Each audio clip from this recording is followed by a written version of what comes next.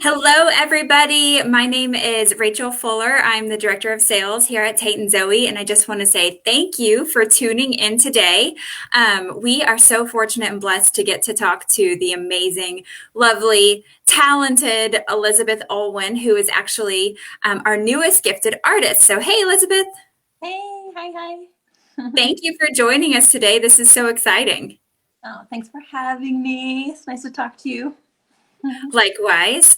Well, for those who don't know, Elizabeth Owen actually designed a collection exclusively for Tate and Zoe that's all about kind of shifting your mindset towards thinking about your impact, the impact that you're having on the planet. So we'll share a little bit more about the product, but I want to hear straight from Elizabeth a little bit about her background and how she got started in art in general. So, Elizabeth, can you share with us where you're from and where you are now, and how did you get there? Sure. So I am Canadian. So I spent most of my life in Canada. I grew up in a small town a few hours north of Toronto, and then I moved to Toronto, was there for school, and I stayed for a really long time. And then about 3.5 years ago, I picked up and I moved to Portugal. So I'm talking to you from Lisbon right now. Yeah. That is so exciting. Why Lisbon? Like, what had you ever visited before, or what was it that kind of drew you there? Yeah, well, if you've ever anyone who's ever been to Lisbon knows it's basically a city of pattern and color. So I came here and I just felt like it was a complete celebration of what I do, basically. Because I love Toronto is like will always have my heart. So much, but it's like very brown and gray and very cool, and then you come here and everything is like pink and yellow and there's patterned tiles everywhere. So I just kind of fundamentally felt a little bit like understood when I came here. Gotcha. You just felt it. This is where I'm supposed to be. And now here you are. And I know you are um, planning to make it your permanent residence also. Yes. Yeah. That is Yeah, exciting. for like 3.5 years and I wasn't really sure like what the plan was, but recently it's started to feel like I'll be here for a while. So yeah. I love it. Well, when you post pictures on your social media of your environment there, I can definitely see that you draw some of your inspiration from where you live. So that's really, really cool. Okay, so I know that um, I think you would consider yourself a pattern designer, Yeah, I but kind of like a print and pattern designer. Depends who I'm talking to. Sometimes I'll say I'm an illustrator, artist, like kind of it all depends. But yeah, so all of how did your art career get started? Like, were you always drawn to art, or at what point were you like, I think I'm going to do art?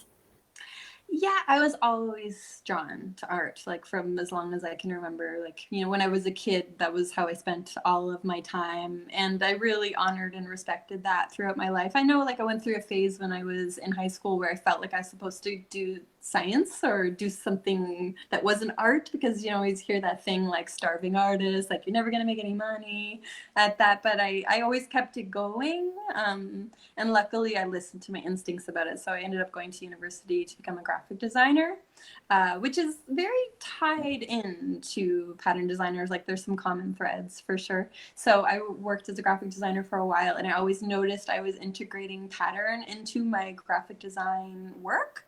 But I always felt like I was always really passionate about pattern, and I had really fallen in love with it.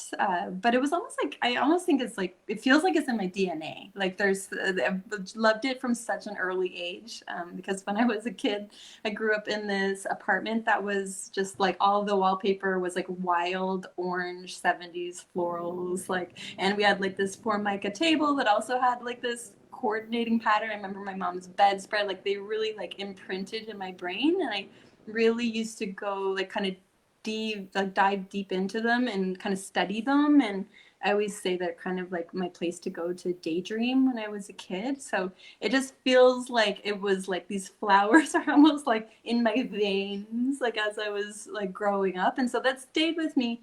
But I kind of let go of it along the way when I became a graphic designer. Like I always had a little bit of it there. But then I had like one of those moments in life where I kind of had to take stock of my life. You know, like those big life changing moments that happen where you go like, am I doing the right thing with my life? And so I ended up taking a sabbatical and going to Berlin for 3 months to just give myself 3 months to do whatever I wanted creatively, just a creative sabbatical, experiment, explore, see what happens. And I quickly like reconnected with pattern, and like there was no turning back after that point. Oh, I love that. Okay, so then you ended up in Lisbon. And you know what? I just, listening to your story, I don't think your parents knew when they moved into that apartment in Canada that the wallpaper on their walls and the pattern on their Formica countertop would have inspired you to become an artist. But Yeah, it's yeah, just crazy how life works that way. yeah. Um, so, where do you draw your inspiration today? Ah, man. Well, I draw it. I know this sounds a bit vague, but kind of from everywhere. I'm always like, feel like I'm always got my eyes wide open, always looking around, and I'm always looking for cues from the environment or the universe or whatever comes across my path. And then I'm like kind of always making note in my mind a little bit like about these cues. Like I'm noticing themes, like this thing keeps coming back to me, this thing keeps coming back to me, this motif, whatever. So I'm always like snapping pics, drawings. Like if I see something online, I'm like collecting images to kind of round out this kind of idea. And I ended up usually having a concept for a collection or a bunch of patterns that I want to try out. And then so yeah, I really do think it's just like following my nose and seeing what themes are kind of popping up in my world around me. Yes, and I do see a lot of nature. Nature is definitely a huge theme in a lot of your art. Yeah, well, I think that nature is like the most creative thing you could ever imagine. I always think like nature is stranger than like you could never imagine as anything as strange as nature. Like if you look at, you know, if you're really paying attention and like watching nature documentaries, you're like, what? Like, how is this even possible? So yeah, I always feel like it's just a really good starting point because it's basically like the only limit is your imagination, I think, when it comes to nature. Totally, totally. That's so true. Okay, so here you are in Lisbon, a print and pattern illustrator. And I'm just curious to know because it sounds so dreamy. Your life to me sounds so dreamy. But what does a day in the life of Elizabeth Olwen look like? Well, every morning starts out with me getting up, not too early. I'm not a super early bird. And first thing I do every morning is meditate. And it's become a really important part of my life. And then usually I follow it up. Yoga is a pretty regular practice for me as well. And then a beautiful cup of tea before anything else it has to happen before anything else. And then I kind of ease into my day, but I don't have a very like I've really given myself a lot of freedom when it comes to my schedule. I don't think I am really good at just like doing like a 9 to 5. That's not really my style. And I do have the freedom to kind of explore. So I allow myself to play when it feels like the right time to play, and then I allow myself to work when it feels like the right time to work. So, but I do work. It's something. It doesn't just happen, but I feel like the more I feed myself with the play outside of work, it always feeds back into my work and makes my work even better. So, but that's definitely an adjustment I've made since coming to Lisbon. Um, I've really made some real life balance shifts or work life balance shifts. So yeah, I'm giving myself a lot more, I guess, grace and just allowing myself to do what feels right. And yeah, so some days will be me working for 16 hours on something creative because I just can't stop because I'm just like so into it. And other times will involve me saying like, today's an ocean day. I'm gonna go to the beach. So it really depends. It really depends. I love that. Well, that's so inspiring. You're inspiring me to like I need to listen to myself more and listen inwardly and just what feels right in the moment. I'm not very good at that. I'm a schedule person. I stick to the schedule and stick to the routine, but listening to you talk, I'm like that just sounds so nice. And I think back to like when we first started working together on our collection, and you would send me emails. Well, first of all, it was always tricky to find a time that would work for both of us because the time difference between the states and Lisbon. But I feel like I would get emails from you like, "Oh yes, I just spent the weekend on the oceans of the south of France, and it was lovely." And I'm like, "Oh, I spent the weekend in my backyard." But no, that is just so cool. And definitely one of the benefits of living in Europe where it's so easy to get around and get to fun places like that. Yeah, totally. I mean, well, being in North America, it's just so huge, and like Yeah. Europe is just a little bit tinier. At least where I'm from, like you can drive lots of like incredibly beautiful and really different, like diverse places, and not very long at all. So yeah, you get a lot of like bang for your buck. Yeah, Yeah, totally. yeah. Very cool. Well, I did just want to give a little bit of background on our collection that we did with you. So Elizabeth, we actually found Elizabeth on Instagram. So for those of you who are wondering how to find her on Instagram, it's just at Elizabeth Olwen, and she has an insane amount of followers on Instagram. But I found her there, and the team and I just fell in love with all the beautiful colors and the patterns and just the message that kind of the themes that shine through your art. And so contacted you and heard back pretty much right away, which I was so encouraged by. And then when we started talking about like, okay, what could a product line look like? Because Tate Zoey is a gift company. So how do we marry Elizabeth Olwen designs with gift products? And Elizabeth, you had expressed very early on that being mindful of how your products impact the earth was very important to you. So I want to give a little bit of background before we jump into the products. What started this kind of mindset shift for you? Yeah, so it's hard to pinpoint an exact moment when it all happened, but for me, I think it was a series of a lot of tiny steps. So I think, I mean, even I remember when cities started implementing a plastic bag ban, and you just kind of go, oh, wait a minute, okay, why is that? Maybe I need to bring my own totes, and like just getting involved in the idea, the thinking behind it. And then it kind of started to move to the other things in my life, and I just started to be essentially more conscious and really paying attention to, like every time I open my garbage can, what am I putting inside of it? And could I not have been putting that inside of it? And just, Yeah, yeah, like just considering things, just being a little bit more conscious. And even like with my recycling, if I go to certain grocery stores and like everything's wrapped in 3 layers of plastic and, all of this, and just kind of stopping to think like, is there a better way? Or could I shop somewhere different that doesn't do that? And just starting to make small changes. So yeah, then I started making, yeah, just different like kind of micro adjustments in my life. And then I started to realize how easy it was to do those small things and that they really add up at the end of the day. So yeah, so it happened very organically, I guess you could say. Yeah. very Hmm. cool. Well, I know even since we started working on this collection together, I've learned so much, and it's caused me to think about the footprint that I'm leaving on the planet. And I've emailed you a couple times about little swaps that I've made, but I do like just thinking about how you said just small things, and just being more mindful of it, and just having those thoughts cross your mind and making small, simple steps or small swaps for something that isn't going to harm the environment as much. So even from the production process with these products, like we were very intentional to use products that weren't that are more biodegradable, more sustainable products, and even products that don't cause a lot of polluting to the environment. when they're being produced. So from start to finish, we were very mindful of kind of the impact that all of these products would have.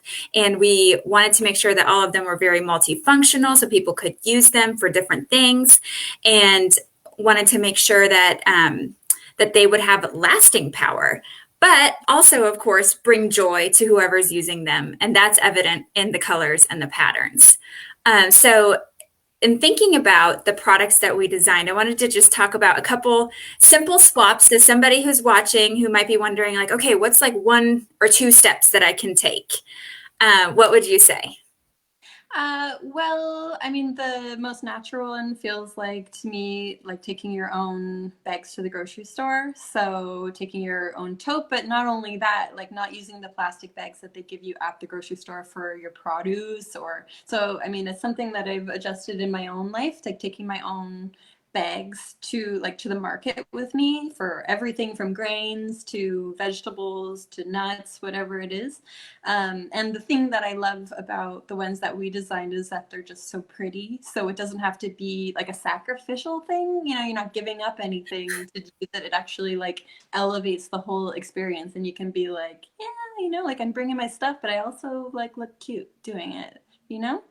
So Absolutely. That's what I love about it. We did a really cute market tote that has a really pretty love design on it with some botanicals, and then a set of produce bags that you can get to coordinate with the market tote. So yeah, that's what I love. Like going to the grocery store now, and I'm like, I know that people are noticing it. I can tell it. Like it's and the colors are so bright, it turns heads.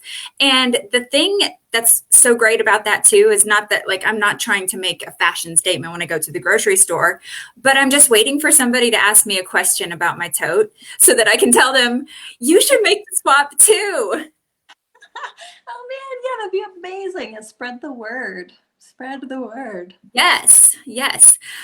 Okay, so grocery store, that's an easy swap. What is one other easy swap? The one that comes to mind for me is paper towels in the Uh, kitchen. Yeah, yeah, that's been an adjustment for me too. But yeah, so we designed those beautiful cotton tea towels. So instead of using the kind of anything that's kind of single use, you just start to kind of think about it a little bit more and like how can I reduce this or eliminate it from my life. So the tea towels are a perfect example of using it to. I know like I'm always using it in my kitchen to like if I'm washing my vegetables or anything like that, to kind of use a tea towel to dry them instead of some single-use paper towels. Yeah. Yes. And then one tip that you told me when we first started talking was that any of your tea towels, once you're kind of done using them or they start to get grody and you don't want to show them off in your kitchen anymore, you said you cut them up and turn them into kind of rags that you can use for cleaning. So I've started doing that too. So I just love the idea that, you know, it's truly not a single use. It's not even a single purpose. Like you can do so much with all of these products. Yeah. Yeah. Totally. Yeah. All right. Okay. So this is a little off topic, but when we first started this collection, it was literally right when the global pandemic, the COVID hit, and so we did this whole thing through COVID. But I'm curious, what has the pandemic looked like for you? And those were a highlight of my week. Yes. Weekly meetings was always really, really nice. Because yeah, I live alone, so it was like a lot of solo time spent in my apartment. But it was a very introspective time for me. And speaking of being conscious, just kind of like really taking stock of my life and like the world I live in. And I think everybody slowed down a lot, you know, or not everybody, but a lot of people you're kind of forced to slow down and not move around as much. And I noticed that like hearing reports about like in Lisbon and like the carbon emissions being reduced from people not having to go to work every day and stuff like that, that was really interesting. So it just kind of felt like a bit of a moment of kind of awakening and yeah, taking stock and just slowing down, and which I think ties in a lot with our collection about being more mindful and more conscious. So yeah, it's involved a lot of introspection for me for sure. Yes, very cool. And I was going to ask you if you felt like the pandemic had an impact on people's kind of thoughts towards the environment, but you answered that. So even just from the carbon emissions going down, and I think just people getting outside more to appreciate nature, I mean, that's got to have an effect too. Yeah, yeah, I agree. I agree. Yeah. Okay, so not only are you an amazing artist as well as a business owner, you might not think of yourself as a girl boss, but you really are. What would you say is your biggest struggle in trying to juggle running your own business and the creative side of doing art? Yeah, well, I think those things, I love doing both of those things. I've always been quite entrepreneurial. Even like whenever I was a kid, I had like a jewelry business. Like I started, my aunts made stained glass and always went to these markets. And I was like 8 years old making my jewelry, and she'd let me like sell it on the side of her booth and stuff. So I was always a little bit entrepreneurial. So I love that aspect of things. Um, and I love the creative side of things even more, but I find they use two different parts of my brain for sure. And I'm not, I think the biggest struggle is kind of switching between those two sides of myself. And I've really had to make some shifts over the last few years to make sure that I'm always prioritizing my creative time, because I think there is no business if there's no creative, you know. So always making sure that like I'm honoring the my creative side the most of all, and that the business part will fall into place. There is no business without the creativity, so I really have to honor it. That is Yeah. so true. Okay, so what are some of those shifts that you've had to make? Like, do you just have to schedule in time to do creative, or what does that look like? Well, yeah, I think honestly, a lot of it involves letting go of guilt, like about the business side of things, and just being like, look, like you're not gonna do everything all the time. Like you're not gonna do everything perfectly all the time. So just allowing myself to like maybe I don't reply to emails within an hour. You know, I've gotten more comfortable with letting them breathe and getting to them when it's a really appropriate, like a more appropriate time for me, so that I'm really prioritizing the creative work and not pushing everything aside for the business, and just like really letting it be like the main kind of focus, I guess. Yeah, so I think that's been a big one, is just kind of, it's involved a lot of, I think the biggest shifts has involved me um, redeveloping my relationship to work a lot, and really yeah, letting go of the guilt and just knowing no matter what, at the end of the day, I'm worthy. Doesn't matter if I accomplished everything that I set out to do in the morning. I might like not have checked every box off the list, but I'm still worthy. And I think that's the most important thing, like, because that will also feed into my work in a really, really important way. And again, to reiterate, there is no business if there's no creative work. So yeah, just being a lot more tender and kind to myself, basically.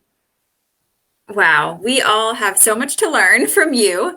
I could listen to you talk about that all day long. I really could. It's so inspiring. And I think a lot of that probably stems from you prioritizing your meditation at the beginning of each day too, and just really trying to listen inward. So I think that's my biggest takeaway from this whole conversation. Uh, Spend more time listening to my inner self. Um, Okay, so do you have a favorite quote besides the one that we put on all of the tags that come with your products? yeah, I would say this one's been with me for a while, and I think it's actually changed the way I navigate myself or navigate the world and hold myself in the world. But I'm a huge Brene Brown fan. Like, she changed my life. Like, she's amazing. And she had this quote that just like hit me in the heart a bunch of years ago. And it's just, don't shrink, don't puff up, just stand your sacred ground.